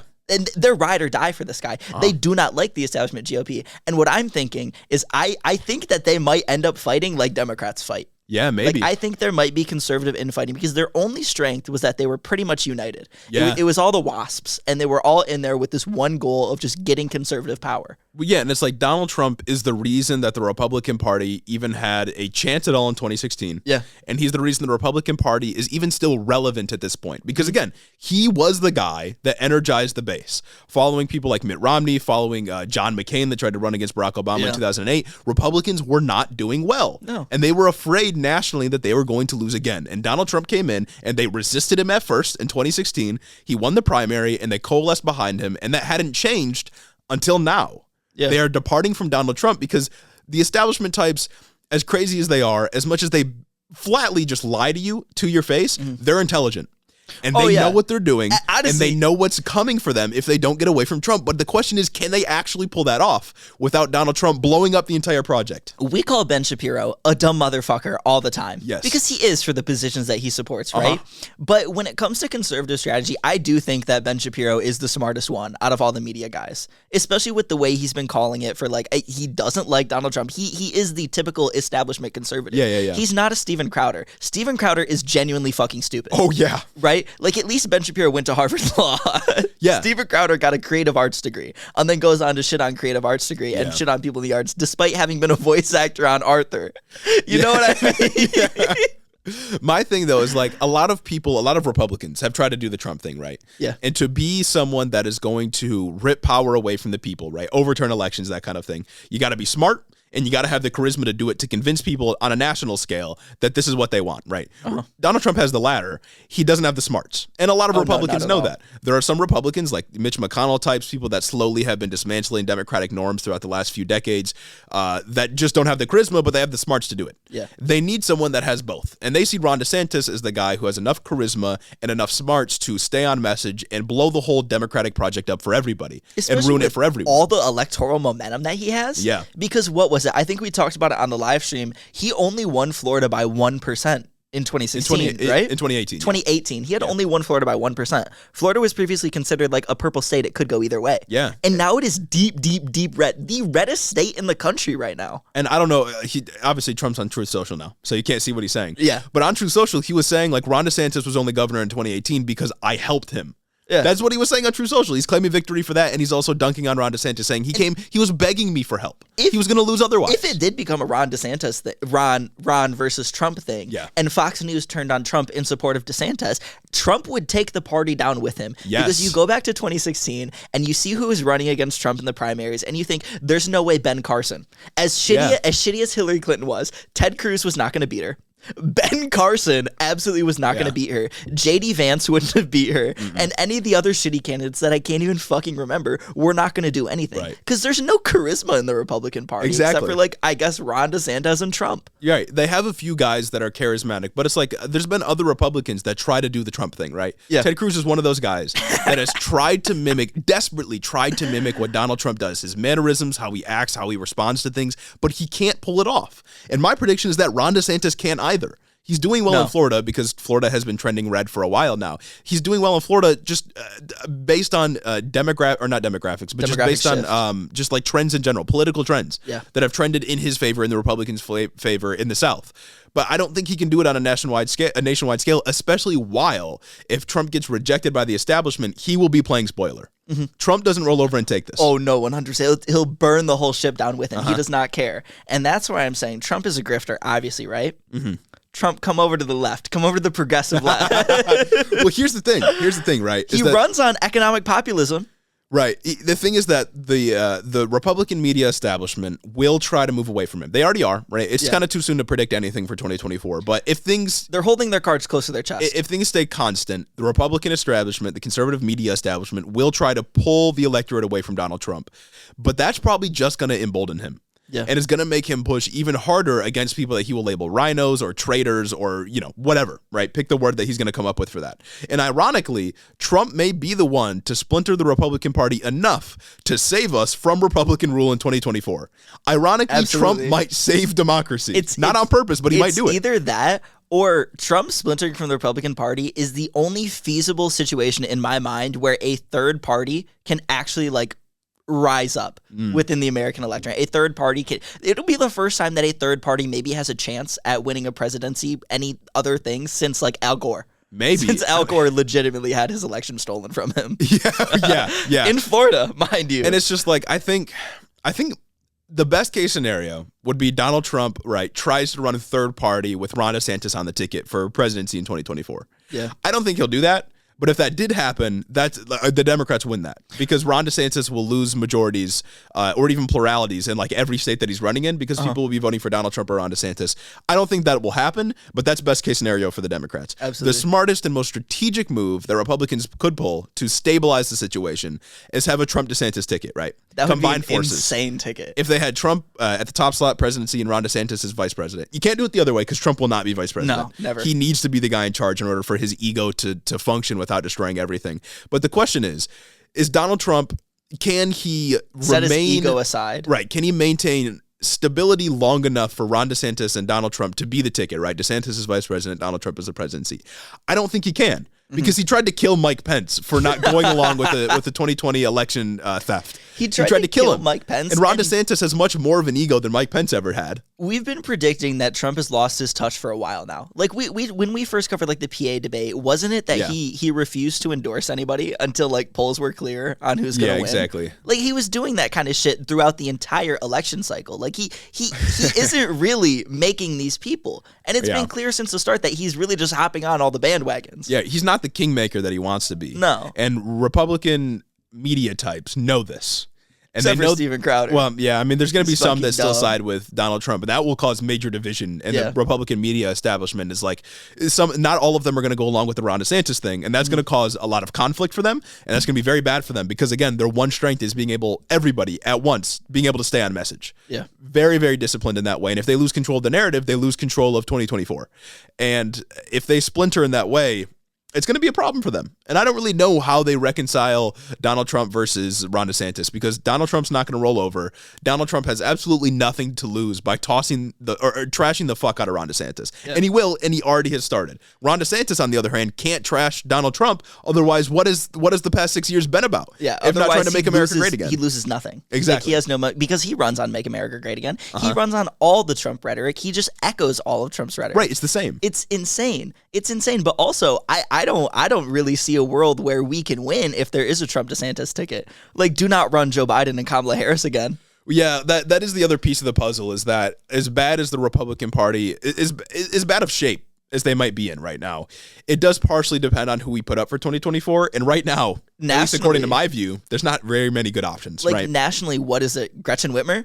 Right. She's the only one with the most, which I'd be fine with. Right. I think that would be better than Joe Biden. Right. Unironically, because it's kind of hard. The bar's in hell. I mean, my prediction is that they're going to try to get Joe Biden to run again. I think based on 2020 midterm or 2022 midterm results, My guess would be that they try to pump Joe Biden up with enough adrenochrome to get him out there. It would be so fucking foolish to think that that's because of Joe Biden or anything that Joe Biden's done. Well, but that's what they've already said that, basically. They've already said that, like, they won not because of issues like abortion or gay marriage or other things that are front of the mind. They didn't win because Republican candidates were terrible. They won because the Democrats were good at campaigning. That's what they think. It's like And they think that, I mean, they might be able hate the DNC. to replicate it in places like Pennsylvania because John Fetterman, his campaign, clearly had the formula to win in that state. Yeah. And John Fetterman's a personality who separated himself from the Democrats, and that's why he won huge. Exactly. They might be able to try and replicate that in some areas throughout the country, but I'm not confident they can do it with Joe Biden. No. And I don't know. The Democrats don't really have a good candidate to put up. And I also don't think the Republican Party can maintain a Donald Trump, Ron DeSantis ticket. I don't think it's possible. I don't know. I feel like that there are so many interesting things that are going to happen by the time we cover all this in 2024. Yeah. And I think Donald Trump views Ron DeSantis as a possible threat politically. Yeah. Like, because Ron DeSantis has gotten a lot of attention, right? Mm-hmm. Donald Trump needs the attention to be on him. I cannot imagine a world where Donald Trump's vice president is getting more attention than Donald Trump. That implodes immediately. Oh, yeah. That maybe it works on the campaign trail. Fuck, maybe it even delivers them power. But is that stable long enough to, like, run the country? I don't think so. And I don't see them hanging on to that. The smartest move they have is to try to combine forces. Yeah. But we'll see if they can actually end up doing that. It's like we've given a lot of praise to Democrats this episode, right? Just for winning, because I like power, and I like it when bad people aren't in power. Yeah, power is good when we use it. I'm a traditional American. I don't like Nazis. Yeah, exactly. You know what I'm saying? Exactly. However, we will be back to shitting on Democrats. Oh, yeah. Because they as of now, like, they don't have anyone to run in 24. Yeah. They don't. The future is not looking good, especially when we just narrowly were able to squeeze this out. And if the DNC can't realize why we were able to squeeze this out, and two fucking podcasters can, right? You got me fucked up. And it's like, yeah, a lot of 2024 depends on if Democrats are actually able to get anything done over the next 2 years, right? Yeah. Because we talk a lot about how people feel comfort in strongmen authoritarians like Donald Trump because their material conditions are not being resolved and are basically being ignored by typical center-left and center-right politicians, right? Yeah. And that complete neglect leaves a lot of people feeling isolated, which is why populist messages work. For someone like John Fetterman, it's genuine, right? He actually wants to raise the minimum wage. He actually wants to fix deindustrialization. He actually wants to do things like a child tax credit, list all of his policy platforms. Yeah. For someone like Donald Trump, he's lying. And without an actual candidate to combat those lies and offer real, genuine solutions, a Donald Trump wins again. And that's what I really fear for, is that we might have saved democracy, but only for 2 years. It's like your corny liberals, your center-left Democrats, when they are faced with an issue from their electorate, they'll say, well, we've developed a new bureaucratic institution that you can submit this form to, and I promise your concerns will be heard. Yeah. Right? Yeah. And while that may be true, when someone like Trump comes along and just vindicates all of the bad things that you've been feeling and then can force it onto a tangible minority who really had nothing to do with anything, like litter boxes in schools, right? That sometimes that are just lies, like litter boxes in schools, you feel vindicated. And it's a lot easier to fall for Trump. Well, and the thing is, like, the really sad thing is that 30% of what Donald Trump says or points to for the source of your problems is the truth. Yeah. Right? Like, he points out real economic frustrations that people are having. People feeling like they can't make ends meet. People feeling like their politicians don't care about them. Like, all the people with all the wealth don't care about them. His solutions are wildly off. The source of the problem is wildly off. You know, he blames brown people, immigrants, Muslims, enter whatever minority group, marginalized group he's blaming it on today. But at least he points out how people are actually feeling. Yeah. Democrats don't do that at all. Never. At least a lot of Democrats don't. Some are coming around to it, right? Some like John Fetterman are kind of getting there. People like Bernie Sanders have always been on message, but the Republican or the Democratic Party in general doesn't point to the real source of people's problems, doesn't even acknowledge people's real problems sometimes. Yeah. And that alienates people. And that's not a winning message. And we know that. We know that. And they have to reorient for 2024. Right now it's a victory, but I worry that victory is going to be short-lived. Oh, yeah. For sure. For sure. It'll be an interesting 2 years. Yeah. That's for sure. Especially once presidential primary season kicks up late 23, early 24. It'll be really interesting to see how Democrats respond to this division that's going to probably last until 2024 between Ron DeSantis and Donald Trump. Because there's a real opportunity there. If not economically to like pass things, then politically there's an opportunity to find issues that unite the party, but separate the Republican Party, right? And it's a huge risk reward, right? Yeah. Because they're risking a lot if they are trying to move away from Trump, but the reward is crazy because you get the smart guys with charisma that can actually strategize to take away your rights more effectively, like DeSantis. Yeah, we'll see what happens there. But before we move on, I do want to point out a couple of things. So Republicans, again, lost big in this election. Yeah. And they're primarily blaming two things. First thing is mail-in ballots. Love that. There's Republicans that are on Twitter in the mainstream media just openly calling for abolishing mail-in ballots, which is crazy to me. Their voters use mail-in ballots. Democratic voters use mail-in ballots. Mail-in ballots may disproportionately lean towards Democrats, but that is entirely their fault for saying that mail-in ballots are fraudulent and to not use mail-in ballots. And it's also crazy. It's not even that strong of a talking point this year. No. We did not see huge, massive swings once the mail-in ballots got counted a couple of days later. It was tight races that were separated by 1%, maybe flipping by a couple points. Yeah. That's it. Yeah. You didn't see massive swings at 4 a.m. like we saw in 2020 because there was a fucking pandemic and people didn't want to be exposed to a virus that was killing people. Yeah. That's another thing that, we don't have it in the show notes, but I honest to God, think that a big reason that we won big is because conservatives died.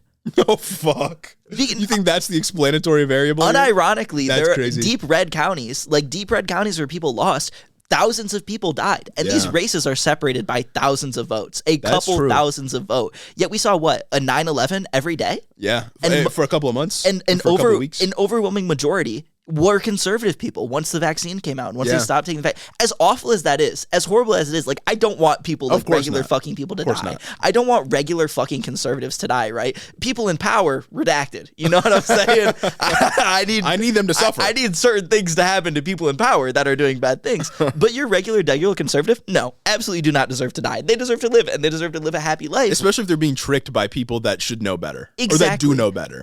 By doctors like Dr. Robert Malone that are fucking using their medical license just in the most vile and evil way to fucking trick these people to line their own pockets. The conservatives in these rural counties that are refusing to take the vaccine and are unfortunately dying, I do think there was a large enough demographic that passed away, unfortunately, to sort of sway this to the Democrats. I mean, it's a trend that you can't necessarily ignore. I didn't think about it, but I don't think you can. When House races are separated by hundreds of votes, and you have thousands of people dying in these counties and across the country, a 9/11 every day, I don't think you can deny that COVID played a huge factor. Yeah. I mean, and it's people like Tucker Carlson that are saying the vaccine might be bad for you. Literally a couple days ago saying that getting boosted may be bad for you. Yeah. When he himself has gotten all of his vaccinations. He had to. He himself is the elite that he complains about. Yeah. And he's out here killing his own voters, killing the people that vote for the party that he says needs to be in control. It's like what is the strategy? That's the Trump Republican Party. What is the strategy if your strategy is to kill voters for short-term gains when it comes to culture war messaging? That's crazy, man. And I think that points to the thing we're going to talk. That's a hot take, and I'm here TikTok for it. For sure. I'm 100% standing by that take. I will stand by that till the day that I die and I pass It's not going to be by COVID because I'm vaccinated. That's right, baby. Well, maybe. Anyway, that kind of segues me into the next point that we were going to talk about, which is young people, right? Yeah. Conservatives are blaming just young people existing in general. I've even seen takes where hey, we need to raise the voting age. Which is that's stupid and corny, and you're wrong because if you raise the voting age, the people who are going to vote, they're just going to age up anyway. Yeah. And that's my fundamental issue here is I'm going to continue to age. I cannot stop the endless march of time. Real. Eventually, I'm going to get a little older. And conservatives refuse to campaign to me. Not that it would ever work because I'm smart and better than them, but they refuse to campaign to younger people when their base is going to die.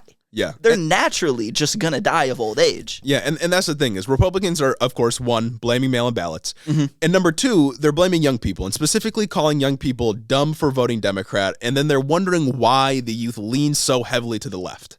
And it's I wonder if the GOP maybe alienates young people because they're so awful on issues like climate change, workers' rights, LGBTQ issues, abortion, and everything student debt, education reform, everything else that young people care about. The Republican response to a group that is not voting for them is not to try new methods to reach them, but it's to blame the Democrats for indoctrinating them or to just straight up call them stupid and then wondering why they can't reach young people and then advocating to take their voting rights away.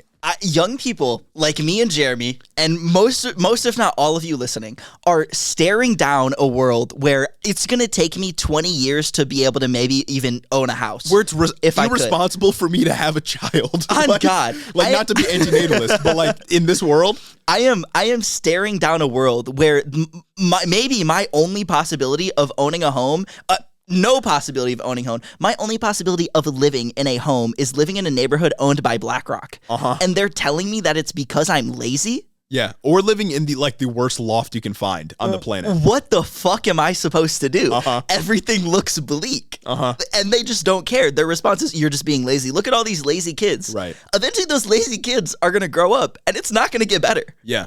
It's not going to get better, and they're going to realize that, and your base is just going to fucking die. Yeah, and it's like young people are at a point where they're being told that the economic system of capitalism and the way that we have built it in America can function for you. But we have never been alive, and people our age have never been alive at a time where capitalism has really worked.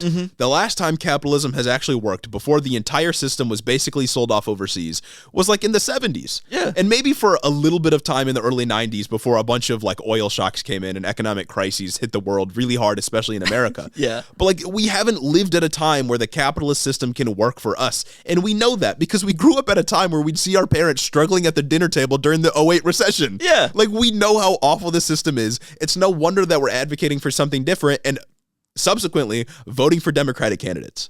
It shouldn't be a surprise, but Republicans, their only response to that, rather than maybe we can reach these people in other ways, let's disenfranchise them. Literally, college is the number one way, the most finite, tangible way to increase class mobility, right? Numerous studies about this. Yet, college is considered a bad financial decision. And even extending beyond that, if you're looking at going to medical school, medical school is broadly considered an awful, horrible financial decision for one to go. That's why you always hear, like, oh, you don't become a doctor for the money. Like, you have to become a doctor because you genuinely like being a doctor.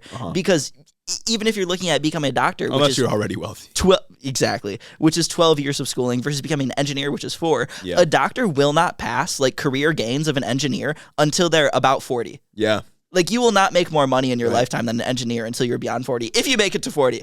Yeah. You know what I mean? And that's not including investments that an engineer could make reasonably. Like, we live in a world where bettering yourself is just to make bad financial decisions. What the fuck are you supposed to do? Not everyone can work a trade. And then you're being told by Republicans that if you try to go to college and take on debt, it's somehow your fault. Yeah. When you were born into a world where almost the entire game is rigged against you. Exactly. And to go along with that, we all live on social media now and are starved for actual human interaction. And it's like that is the world that they have built for us, and then they blame us for struggling to exist in it. And then they talk about college. They talk about kids in college and like, oh, gender studies majors making up less than 1% of overall. I'm a fucking biochemistry major, and my job options look bleak. Right. I am a STEM major. I did, quote, everything right, and my job options are still looking very bleak. Yeah. I'm looking at maybe working at a forensics crime lab, which I don't know if I could do morally. Right. I feel like they're kind of a part of ACAB, but that's a different discussion. And it's just crazy to me that like Republicans are so confused why young people don't vote for them when they're constantly talking about how awful young people are and demonizing them and trying to like degrade them for the jobs that they hold or the positions they seek or the things they're interested in or how they act or how they feel. It's like, yeah, no wonder they don't like you. Yeah. You don't believe in any of the things they believe in. And rather than try to amend your views to be more acceptable towards them or to be more sympathetic towards how they feel, you just think that they shouldn't be able to vote. Yes. How is that the solution? You think their rights should be taken away from them? A losing position when we look at the 2022 midterms. A losing position in history as a whole. Like, Jesus Christ. But yeah, they've been blaming young people and mail-in voting, which is utilized by this young person here. I was a mail-in voter. That's right. I was not. I voted in person. I wanted my sticker. Yeah. Well, fair enough. What can I say? Integral part of voting. Speaking of young people, though, and speaking of bad things, student debt relief. We're talking about how white people ruin everything. White people, yeah. This is a section on how white lives don't matter. This is an anti-white racist section right here. Yeah, clip it and ship it right now. Just a few days ago, we got to talk about student debt. Just a few days ago, Biden's student debt relief program was halted by a federal judge in Texas. Nothing ever good happens in Texas. Yeah. Biden's administration immediately appealed the decision, of course, to the Fifth Circuit Court of Appeals, but the case is going to have to play out before any debt can be forgiven. As I mentioned, the program has stopped for now, meaning that the Department of Education is not doing any forgiveness. So although you might have expected it to start by now, although you might have signed up during the month of October, it's not going forward at the moment. I think you can still apply. Yes. Just no forgiveness will be dished out. Right. It's not happening right now. So the Texas judge is arguing that although the 2003 HEROES Act, which passed after 9/11, allows the Secretary of Education... Did you just laugh at 9/11? God damn. It's every bill that comes after 9/11 always has something bad attached to it. You know corny. what I mean? It's corny. It's like the HEROES Act. Like, come on. Come on. Yeah. Okay, anyway, although the 2003 HERO Act allows the Secretary of Education to forgive student debt in a time of crisis, which a pandemic is a time of crisis. Yeah. The Texas judge is saying it does not allow the department to create a student loan forgiveness program, which is like, how would you do debt forgiveness? That's then? pedantic, right? Like, you can just forgive blankets amount of. Isn't a program a way to facilitate blanket forgiveness? You would think. Like, isn't that a logical extension if we take these things a step further? Right. You would think so. The judge said specifically, quote, "In this country, we are ruled not by an all-powerful executive with a pen and a phone." We're just sure about that? We're just ruled by all-powerful debtors that hold all of our debt. Yeah, we're ruled by Sally Mae. Yeah.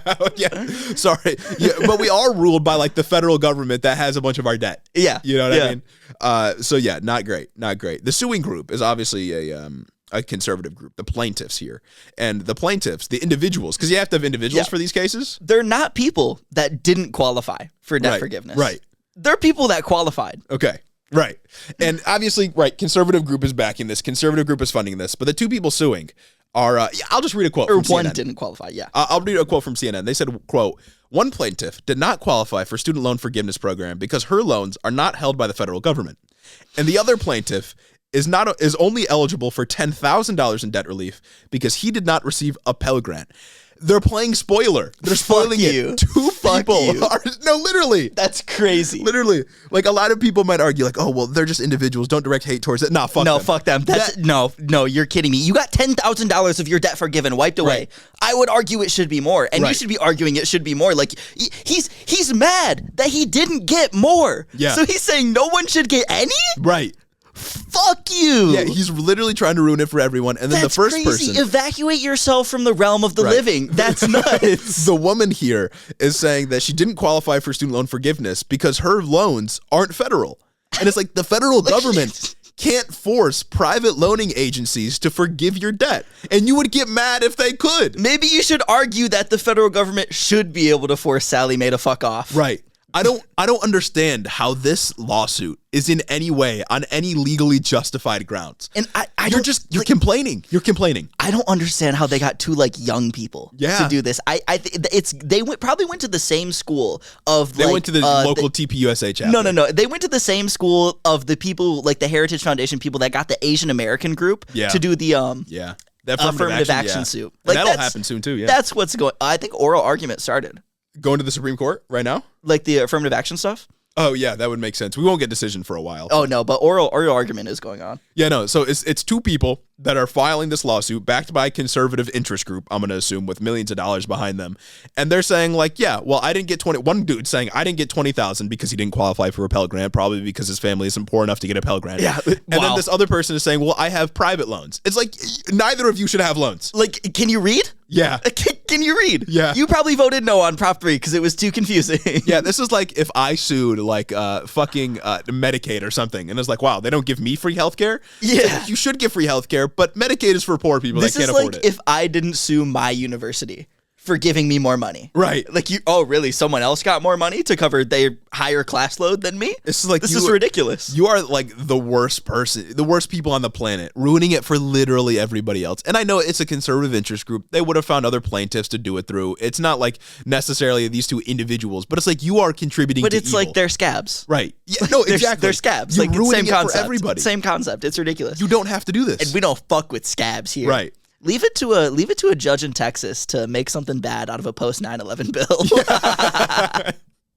Yeah, there's never been any post 9/11 bills that have been bad. No post 9/11 bills have taken away rights from people, done very bad things, expanded the surveillance state. Nothing like that. Anyway, this case, it's probably going to end up at the Supreme Court because it's going to be appealed and then reheard and then appealed, and it's going to eventually make its way up to the Supreme Court of the United States. Yeah. And it's the Supreme Court's decision, which I can only assume is going to be bad for the loan forgiveness program.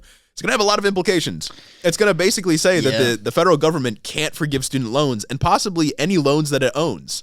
which is not good. I don't really give any benefit of the doubt to a court that said innocence is not enough to get you off of death row. Yeah. Not a good look. Not a good look. Maybe we should pack that. And one thing I want to address is that some weirdo leftists and a lot of people on the right have been saying like, oh, this was Biden's plan all along. He wanted to offer debt relief as a ploy for the election and then make sure it never actually happened. Yeah. I'm not convinced. For sure. That's definitely Biden's plan. Fuck off. It's like, I'm not convinced by this one because like there's no evidence to suggest that Biden was doing, it's all kind of just speculation. Yeah, Biden actually funded this conservative interest group to do it and make the lawsuit come out after polls had already come in. Right.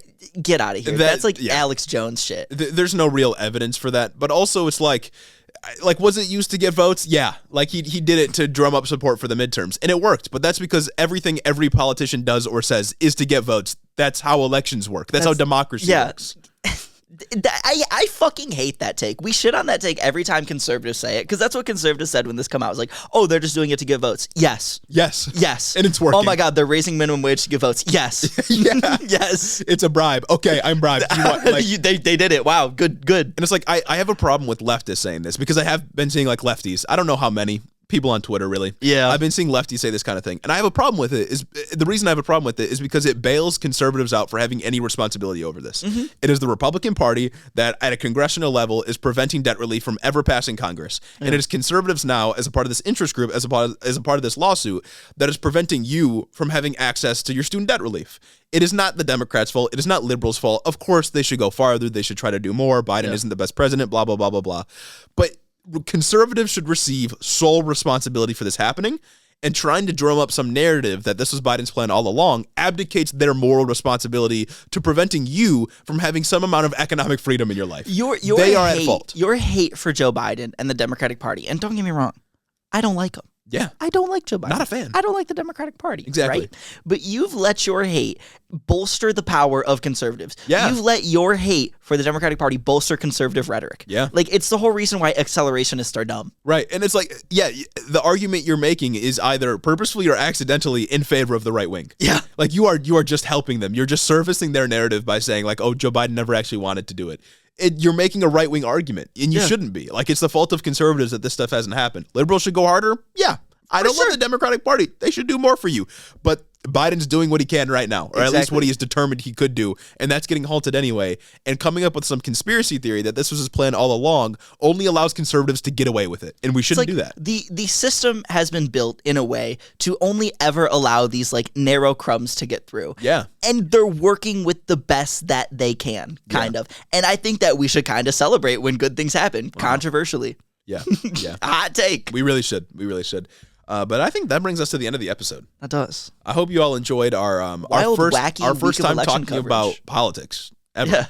Yeah. Maybe we'll do it a little bit more. We've been politicking a little bit this episode. Just this episode. I don't know if we'll do it again. Yeah, next week. We might go back to sports news, to be honest. Real? Yeah, we'll see. Real basketball season's heating up. But before we go, though, we got to give a special thanks to our patrons, the people that got to see our 1 hour pre-show before we went live on Tuesday, and the people that we love the most, the people that provide us with the support that we need to get through. Our own personal DCCC, funding the right campaign effort. The HITO-CCC. The HITO-CCC. We got to give a special thanks to Cricket Scrapbook Layouts, Nikki Nine Lives, Kid and Kraut, Lord T, Chris the Postman, Christy Beck, Talia Katz, 40% Spite, Andrew Harris, Mike Chaplinsky, Mattias T, The B-Plot, Omar Zeno, Clayton LaFed, Mark Yeager, Sarah McRoberts, Derek Messina, Dylan B, The Mind Sculptors, Kaz, Caleb Joy, Jim Bobs, Carl D, Rich Toro, Tari, Gavin Meyer Maldonado, Hunter W, Fergalaki, Max Vasquez, Jacob Rogers, Colton Mooberry, Fixer Punk, Jim Egbers, Jeff Muzzy, Ted Cruz's Boy Toy, Bagel Burrito, Cincy Alex, Bread, Joe Stenstrom, Adrian Sandoval, and my mom. Thank you all for supporting the show on Patreon. We've gotten some new patrons since we did the live stream. Yes, we did. Welcome. And I hope you make yourself at home. If you're in the $5 or up tier, welcome to the early episode. That's right. You had to get in there, and you got in there. I hope you enjoyed the more live streams that we'll be doing in the future. Exactly. We had lots of fun, and winter break is right around the corner for us. Yeah, winter break is right around the corner. Hopefully I make it for exam season. I'm alive by then. Y'all will be able to tell at some point. Tweets might stop. Thanks for listening to the episode, all. We will we'll see you next week. Have a great one.